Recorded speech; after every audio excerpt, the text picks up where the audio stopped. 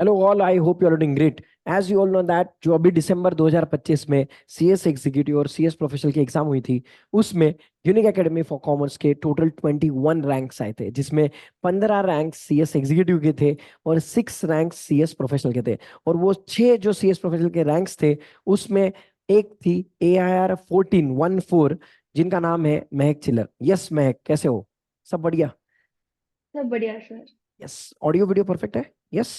Yes. Yes yes. बेटा, yes. तो सबसे पहले तो मैं बहुत बहुत बधाई हो, many many congratulation for AIR 14।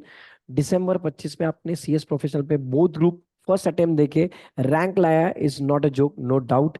बहुत मेहनत लगी है आपकी। तो मैं आज आपका इंटरव्यू लेना चाहूंगा, एक 10-15 मिनट आपके पास रहेंगे तो, जिसमें हम इम्पोर्टेंट आपके पढ़ाई के बारे में प्लानिंग समझेंगे, और आपकी जर्नी ओवरऑल यूनिक के साथ क्या थी वो हम समझेंगे। और लास्ट में मैं आपसे पूछूंगा जो अपकमिंग स्टूडेंट्स है, जो अभी एग्जाम देने वाले हैं, उनके लिए आपके इंपॉर्टेंट टिप्स। चलेगा? Yes ma'am. तो यस। आपका पहले तो मुझे जो भी आपका बेसिक इंट्रोडक्शन है, आपने कैसे स्कूलिंग, आपका एजुकेशन, कॉलेज, सीएस, ये कैसे स्टार्ट हुआ, इसके बारे में कुछ इंट्रोडक्शन दीजिए ma'am. Yes. Thank you so much sir, first of all. तो मैं हरियाणा से हूँ, बहादुरगढ़ हरियाणा। मैंने यहीं से स्कूलिंग की थी। और मुझे याद है मेरा लास्ट एग्जाम 31 मार्च को था। और मैंने 1 अप्रैल से ही CSEET की पढ़ाई शुरू कर दी थी। मेरी जर्नी यूनिक एकेडमी से ही स्टार्ट हुई थी। मैंने अब्बड़ सर, मोदी मोदी सर के मैराथन रेफर किए थे यूट्यूब से ही। उसके बाद 1 महीने में मेरा CSET क्लियर हो गया। फिर मैंने एग्जीक्यूटिव के लिए भी यूनिक एकेडमी को ही परस्यू किया। फिर एग्जीक्यूटिव में भी मेरा सभी सब्जेक्ट्स में एग्जामिशन आया, इन फर्स्ट अटेम्प्ट ओनली। फिर प्रोफेशनल भी यूनिक एकेडमी से ही मैंने क्लासेस ली। और फर्स्ट अटेम्प्ट में I secured an all India rank. Perfect बेटा, परफेक्ट। मोस्ट इंपॉर्टेंटली मुझे ये पूछना था कि आपने सीएस, ये जर्नी आपकी शुरुआत होने का सबसे बड़ा रीजन क्या था?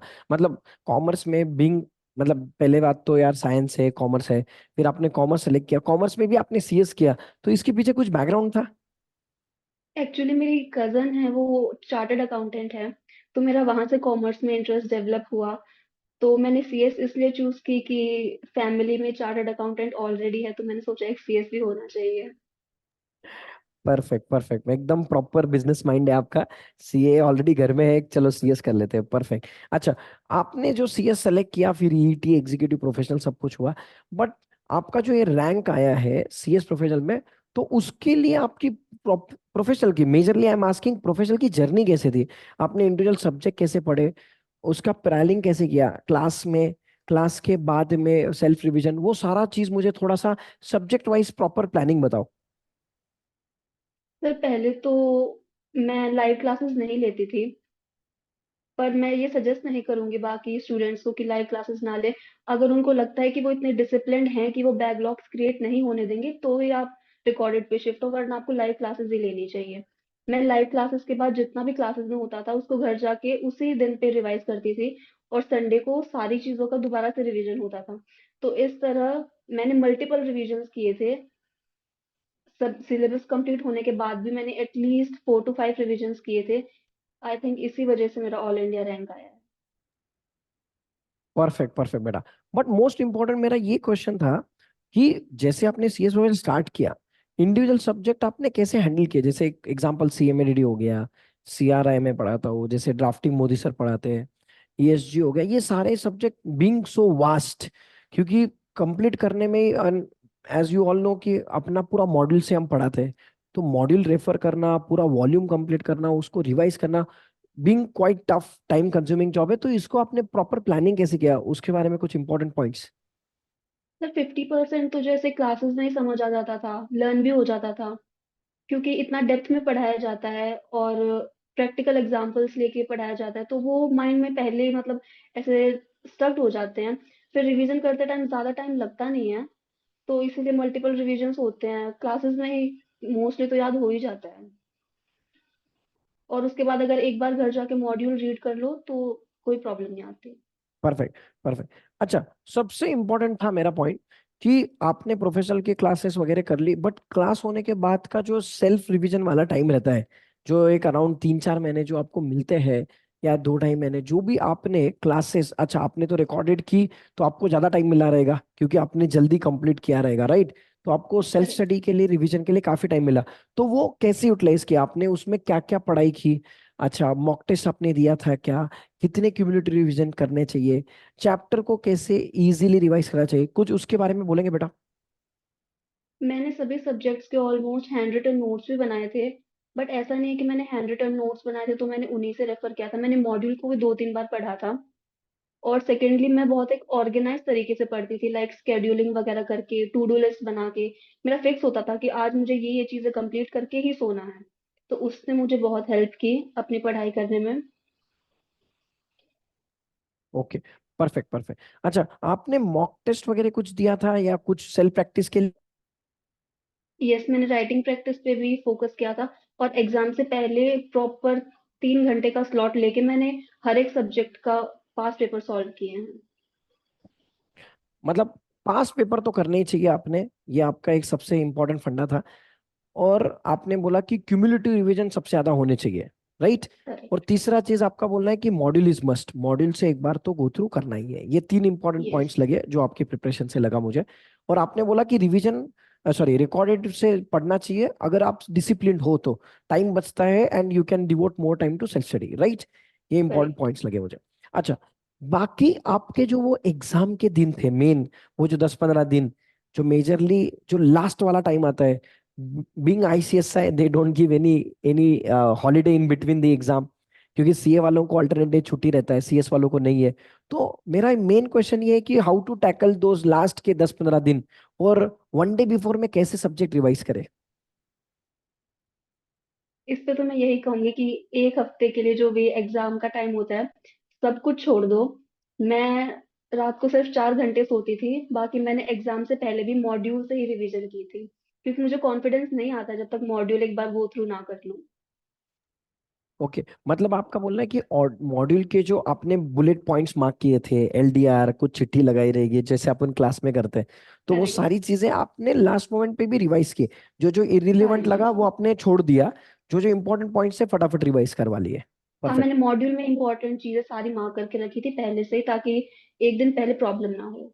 Perfect perfect perfect. अच्छा, दूसरी चीज, जो अभी अपकमिंग स्टूडेंट्स हैं जो अभी जून 26 में एग्जाम देने वाले हैं, कोई दिसंबर 26 में एग्जाम दे रहा है, सीएस प्रोफेशनल या एग्जीक्यूटिव, चाहे कुछ भी हो, तो बीइंग प्रोफेशनल एग्जाम, सबसे इंपॉर्टेंट आपने जो पॉइंट्स बताए वो तो रेफर करने ही है उनको। और बाकी कुछ जनरल टिप्स आपसे मिलेगी ताकि उन्होंने ये चीज करनी ही चाहिए टू गेट द रैंक्स, या फिर बहुत अच्छे मार्क्स से पास होने के लिए? आई वुड से कि सोशल मीडिया को बिल्कुल अवॉइड करो इस टाइम पे।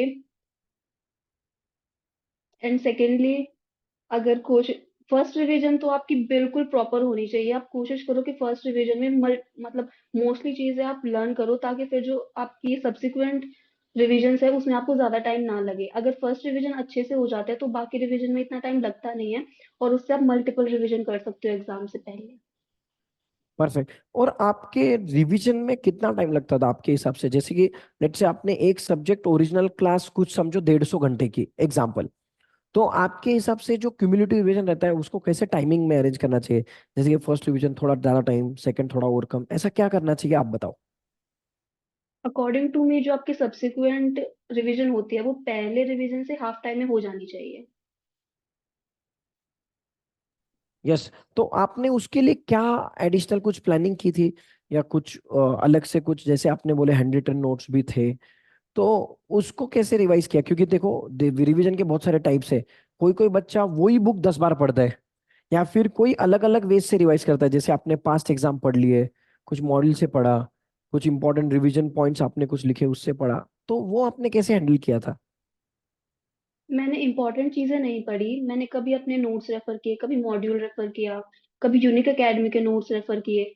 तो ऐसा नहीं है कि मैंने सिर्फ नोट्स पढ़े या फिर सिर्फ मॉड्यूल पढ़ी, मैंने हर जगह से चीजें कंपाइल करके फिर रिवीजन की थी। परफेक्ट।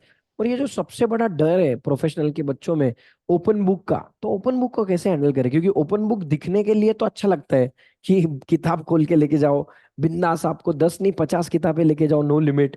बट वहां पे जाने के बाद how to tackle those 3 hours, क्योंकि the paper is so lengthy. पहली बात तो यही क्लिक नहीं होता है कि कहाँ से क्या ढूंढे।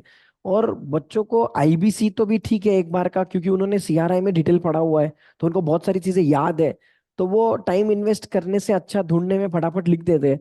बट बाकी सब्जेक्ट जैसे सीएसआर हो गया, या फिर ओवरऑल ओपन बुक को कैसे हैंडल करना चाहिए? ये बहुत बड़ा क्वेश्चन है स्टूडेंट्स का, वो बोलिए प्लीज। पीएसआर तो मुझे ऐसा नहीं लगता कि ज्यादा डिफिकल्ट पेपर आता है। बट आईबीसी तो, आई वुड से कि सीआरबीआई से ज्यादा डिफिकल्ट आईबीसी का एग्जाम आता है जो ओपन बुक होता है। तो उसके लिए मैं बोलूंगी कि उसको ओपन बुक की तरह मत लो, उसको जो नॉर्मल सब्जेक्ट्स है उन्हीं की तरह पढ़ाई करो। क्योंकि उसमें मेजरली केस लॉज आते हैं, और केस लॉज को लर्न करना भी पॉसिबल नहीं है, इतने सारे केस लॉज हैं। तो केस लॉज की समरी बुक होनी चाहिए आपके पास, और जो और भी मटेरियल होता है जो अकेडमीज प्रोवाइड करती हैं वो आपको सारा लेके जाना है, और एक बार उनको भी अच्छे से गो थ्रू करके जाओ। ये नहीं कि एग्जाम में जाके आपको वहां ढूंढने का टाइम बिल्कुल नहीं मिलेगा, क्योंकि ऑलरेडी एग्जाम इतना लेंदी होता है कि अगर आप ढूंढने बैठोगे तो टाइम ही नहीं मिलेगा आपको एग्जाम कंप्लीट करने का। और राइट जो राइट, ये 15 मिनट्स सबसे आपको इम्पोर्टेंट है। रीडिंग टाइम मिलता है ना, उसको बहुत अच्छे से यूटिलाइज करना सीखो, क्योंकि वहीं से आपका पता चल जाता है कि आपका एग्जाम कैसे होने वाला है। Yes yes yes. What's your future plan now? CS तो आपका हो गया, बहुत बढ़िया मार्क्स आए, रैंक आ गया, तो अभी आपका आगे क्या क्या प्लान है, क्या सोचा है आपने? अभी मैं ट्रेनिंग अपॉर्चुनिटीज को देख रही हूँ, ट्रेनिंग करनी शुरू करनी है अभी मुझे। Okay, good good good. अच्छा, एक मोस्ट इम्पॉर्टेंट क्वेश्चन, ये पूरी जर्नी आपने अकेले ने तो हैंडल की है, बहुत स्ट्रगल हुआ रहेगा, बट ये पूरी जर्नी में आपके फ्रेंड्स, फैमिली, इन सब का बहुत बड़ा कंट्रीब्यूशन है, राइट?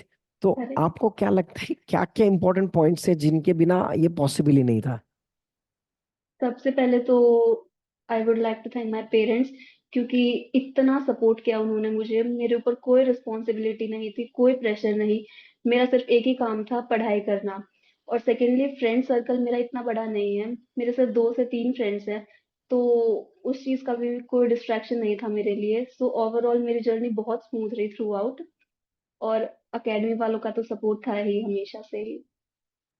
अच्छा, आपने एकेडमी का नाम लिया है तो यूनिक से आप इतने सालों से जुड़े हुए हो, पूरा ईटी एग्जीक्यूटिव प्रोफेशनल, तो स्पेसिफिकली प्रोफेशनल में जो फैकल्टीज ने आपने पढ़ाए, तो उन फैकल्टीज का आपका इंडिविजुअल लेवल पे आपको क्या उसका एक्सपीरियंस था? मतलब प्रोफेशनल में आपको पढ़ाई करने में क्या इन सब का कैसे हेल्प हुआ, in general whatever you want to share? Sir आप तो इतना डेप्थ में पढ़ाते हो, सारा प्रैक्टिकल एक्सपेक्ट बता देते हो, तो ऐसा नहीं लगता कि हम पढ़ाई कर रहे हैं। इनफैक्ट मजा आता है पढ़ाई करने में। अगर हम ऐसे देखा जाए तो काफी बोर हो जाता है, बट आपने बिल्कुल भी बोर नहीं होने दिया क्लास में। काफी इंटरेस्टिंग क्लासेस होती थी और पढ़ाई करने में मजा आता था इनफैक्ट। सेम विद अब्बड़ सर, मोदी सर बहुत अच्छे से पढ़ाते थे। सबका पढ़ाने का तरीका अलग होता है, और मुझे लगता है उनका पढ़ाने का तरीका बहुत अच्छा था। Perfect perfect. और जाते जाते कुछ इंपॉर्टेंट बुलेट पॉइंट जो आपको लगता है कि स्टूडेंट्स ने ये नहीं करना चाहिए, ये कभी नहीं करना चाहिए, वो इंपॉर्टेंट पॉइंट्स बता दो, ताकि स्टूडेंट्स अच्छे से प्रिपेयर करें और आपके जैसे वो भी रैंक्स लेके आए। फर्स्ट ऑफ ऑल मैंने बता ही दिया, सोशल मीडिया को बिल्कुल अवॉइड कर दो इस टाइम पे। सेकेंडली, अपने फ्रेंड सर्कल को भी आपको लिमिट कर देना चाहिए, क्योंकि बहुत ज्यादा डिस्ट्रैक्शन होता है जितना मैंने ऑब्जर्व किया है। और मल्टीपल रिवीजन्स तो करने ही पड़ेंगे आपको, अगर आपको रैंक लेके आनी है तो। और टीचर्स जो भी गाइड करते हैं आपको, प्लीज उसे फॉलो करें। That's it. Thank you so much. और कुछ आपको अगर ऐड ऑन करना है तो कर सकते हैं, बट बेहतरीन आपकी जर्नी सुन के definitely it will inspire a lot. बहुत सारे स्टूडेंट को ये मोटिवेट करेगी कि बहुत सारे स्टूडेंट्स ऐसे सोचते हैं कि यार हम रैंक तो लाना है, बट यार पढ़ाई कैसे करें, उनको क्लैरिटी नहीं रहता है। एटलीस्ट आप सब, आपका इंटरव्यू सुन के एटलीस्ट उनको एक क्लैरिटी मिलेगी, आई होप।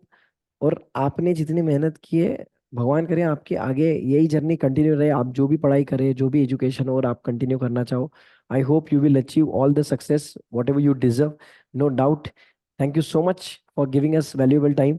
और यूनिक एकेडमी आपको जब भी समय मिलेगा, प्लीज आपको बुलाते रहेगी for the guidance to the student या फिर और कुछ सेशन के लिए, तो please give your time. Thank you so much. Sure sir, thank you so much. Thank you.